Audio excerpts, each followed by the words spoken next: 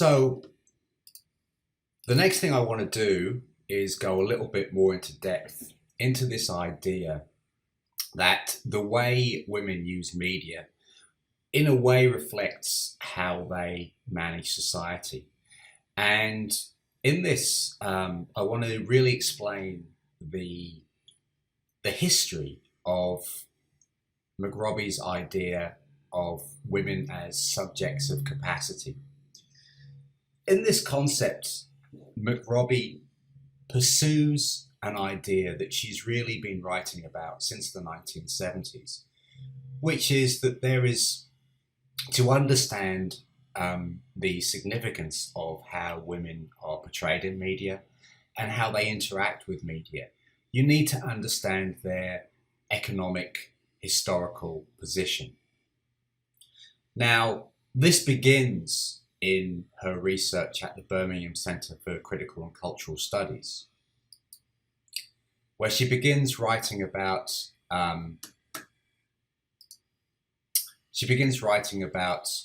the sorts of popular culture that girls engage with, and she begins to ask, well, why is it when you look at young people using popular culture, engaging with popular culture in the 1970s, why are there lots of stories about boys and very few stories about girls? And this, the answer she comes back with is because girls aren't in the public space because history and politics have put them in the home.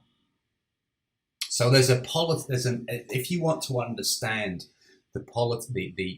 how women use media and the sorts of media that they used in Britain in the 1970s, she relates this very closely to the politicization of women's bodies in social policy.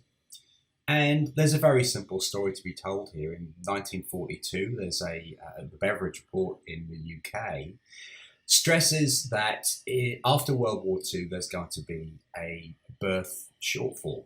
We aren't going to be producing enough babies because men have been away at the front. And therefore, reproduction becomes literally a form of economic work. And women were to be paid a wage, the family allowance to stay at home and have babies. So this is a very explicit, and this is not some kind of conspiracy theory. This is a matter of historical policy fact. Women were paid to stay at home and have babies. And this is an example of, I guess, what you would call the politicization of the body. And what McRobbie argues is that if you want to know why women's bodies still are the subject of so much controversy in the media, it's got something to do with that. It's got something to do with the fact that women are kind of regarded as a flexible and dualistic labor force. They're there to work in certain kinds of industries. So with the explosion of global economic forces, they're a particularly ideal sort of flexible labor workforce, but they're still supposed to be reproducers. And that is the basic economic and historical reality that explains media use. So her early research on the sort of media that teenage girls in the United Kingdom used argued really that you could understand their media use as reflecting their social position. So girls in the 1970s invested a lot of time in what she called bedroom culture. So collecting things, reading and sharing magazines, listening to records, the sort of culture that you would see in the sort of culture that would be seen as being sort of something belonging to the home. So her point is that when a girl is all by herself at home reading girls' magazines, such as this is Jackie from the 1970s, what they're actually doing is they're being presented with stories that actually force them to confront their place in the world. So you probably can't see it too clearly, but these are all stories about, and the interesting thing that Robbie says is, you look at stories like this and you've got a happy, smiling face, and you think this is just popular entertainment, something just to pass the time, something fun for girls to, to cheer girls up. But when you actually look at what they're reading, it's all about anxiety. So, Jackie quiz: do you have a problem, mum? Are you one of the insect? So, are you are you one of the hip people at school? Um, and then a reader's true experience: the night he caught me looking my worst. Aids to a holiday romance. All of these sorts of things. And what McRobbie says is, well, look, you've got two things. On the one hand, you've got girls who are being told by the government your place is in the home. And on the other hand, you've got this popular culture that's kind of reinforcing that by constantly saying, your job is to catch a boy and keep him. And this is this. So there's a kind of a contradiction in this girls' popular culture that Robbie talks about, and it's this this idea that popular culture is just fun and kind of peripheral and trivial, and you're pretty fairly dismissive. But it's actually talking about really important anxiety-inducing topics that define what it is to be a woman. And more contemporary writers, such as Meenakshi Durham, say that, well, there's a lot of this still at play. We still have what McRobbie was saying was that girls' media was about contradiction, and we still kind of have that. We have a culture where girls are encouraged to explore their sexual identities and display their sexuality in a number of ways, and then they're vilified for doing it at the same time.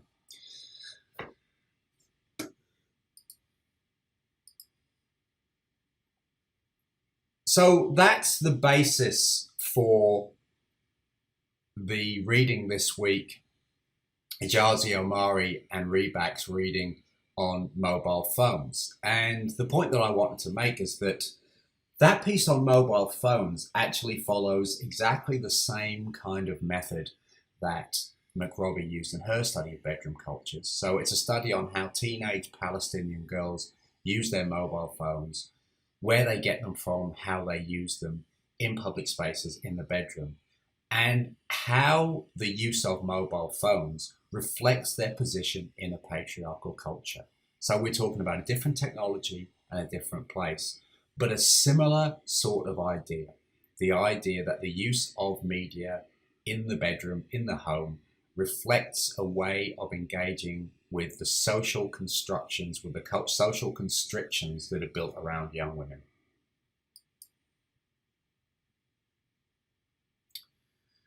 So if we think about mobile phones, why would we pick the mobile phone as kind of the inheritor of this line of thinking, of this line where we are arguing that feminist media research is particularly good at making connection between media use and social history and social identity? And I suppose kind of there are a couple of reasons for this. Firstly, the mobility of the mobile phone makes it particularly good for looking at, again, how media technologies affect the relationship between public and private. So something that McRobbie was talking about was the way that girls' magazines brought society into the bedroom, brought all of these social issues about your job is to have babies and get a guy and keep a guy, brought those into the private realm. And there's a similar argument about mobile phones, and that mobile phones have been particularly good at turning all kinds of private spaces and nowhere spaces into meaningful places where we have meaningful social interactions. And the other thing is that there's a long history behind the mobile phone, whereby telephony as a whole, one of the noteworthy aspects of the history of the telephone is the way that women have been central in defining its social existence as a form of social communication. It's really women users who define what the telephone means as a social technology. And there's lots of examples here of readings which demonstrate how that came to be. So you should follow up on those readings.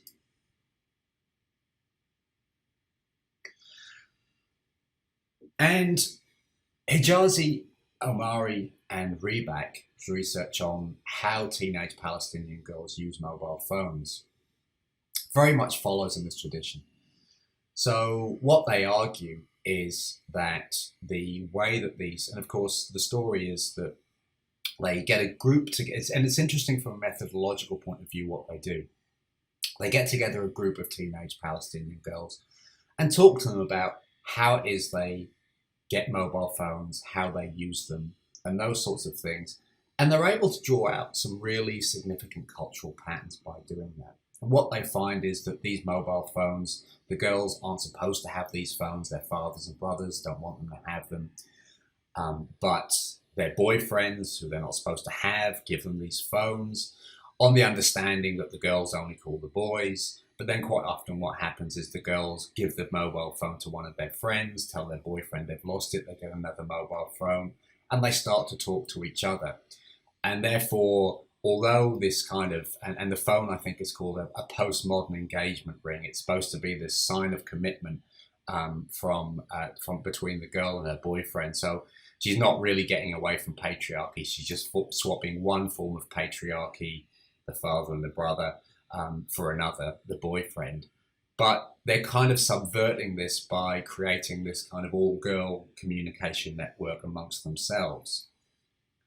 And the understanding of all of that shows a really, really important part of media use and the aspects of media use which aren't predictable, but which aren't entirely individual as well. What you have here in the way that these girls use mobile phones is, and this is really important, a collective response to a collective problem. They all face the problem of patriarchy. They all face the problem of an absence of freedom. And using the mobile phone is a way of managing that. So again, the theme is the use of the mobile phone represents not an individual choice, but a creative, imaginative, collective solution to a particular problem that's grounded in a political issue which is really kind of bigger than these groups of girls.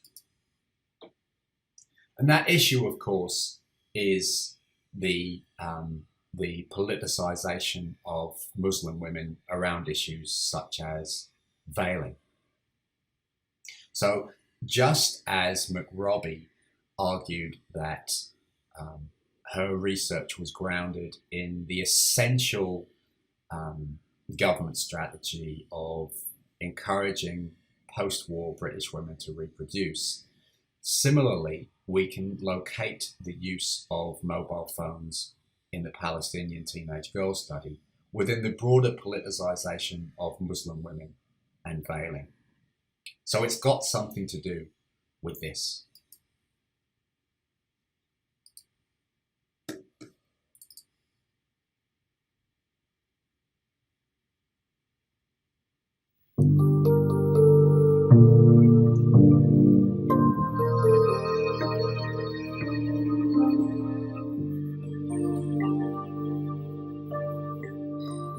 There are over 5 million Muslims in the USA. Many are African Americans who have been here for generations. Others have immigrated from all over the world, including the Middle East, Asia, and Europe. I believe this has all very much affected us, and especially us Muslims, us Muslim women. We are fearful of going outside. We are fearful of, many people questioned if maybe they should wear their hijab as their head covering, as a hat, and maybe wear a shawl over it. So possibly people won't see us as Muslims, so they won't attack us, especially since there have been many backlashes and murders that have been occurring. I personally feel very scared. For me, the hijab basically represents my identity, especially here in America, where I think that everybody is from such different backgrounds, that for me the scarf shows who I am and what I believe in. And for me, it's not oppressive, it's liberating, because I feel that people, they don't look at how I look, they look at like what's inside of me, how much, my knowledge, my personality. There are also references in the Quran about length of clothing, etc. But in general, what's emphasized is modesty for both men and women. When I went out in the public, I felt that I was, more respected and I felt more secure. I do not agree with the wording of modernization equals or means westernization. Veil could be good in both respects, in the same way that if you leave the person alone to choose if she wants to veil or she doesn't want to veil. We look forward to a time when all Americans will be able to walk about in freedom and security, whether their heads are covered with the kippah or the hijab. May that time come soon.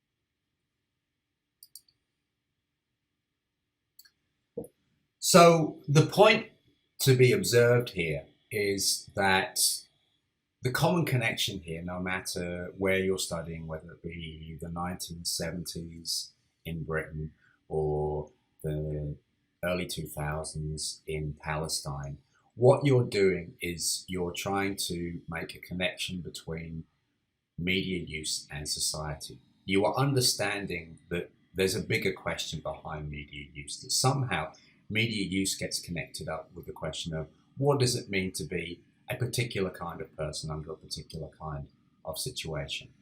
And that somehow in here, the use of media by women reflects a certain politicization of women's bodies, whether it be in terms of their reproductive ability, whether it be around issues of media of modesty. But there's an issue but the question we're trying to deal with here is how the way that we use media reflects a coming to terms with a political, social problem. The coming to terms with a political, social problem. So that's what it means to construct media use as something which is collective and historical. And somewhere in your essay on this, you need to be dealing with that issue.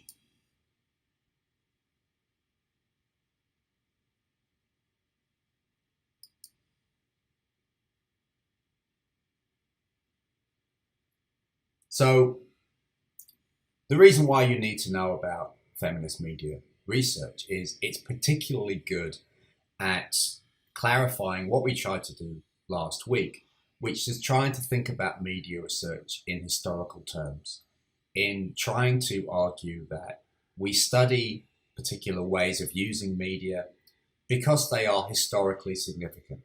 They represent how a certain group of people at a certain point in time made sense of their historical circumstance, made sense of the political problems that defined their age. And feminist research has been particularly good at this because it's been especially good at connecting social policy, economics, very grand, macro, global political forces with the micro settings in which people use media. So it's really good at saying when a certain person is all by him or herself in their bedroom doing something with media, they're still tied into a global historical moment. And it's that ability to connect media use with historical and political problems that you must be able to demonstrate in your essay on media uses.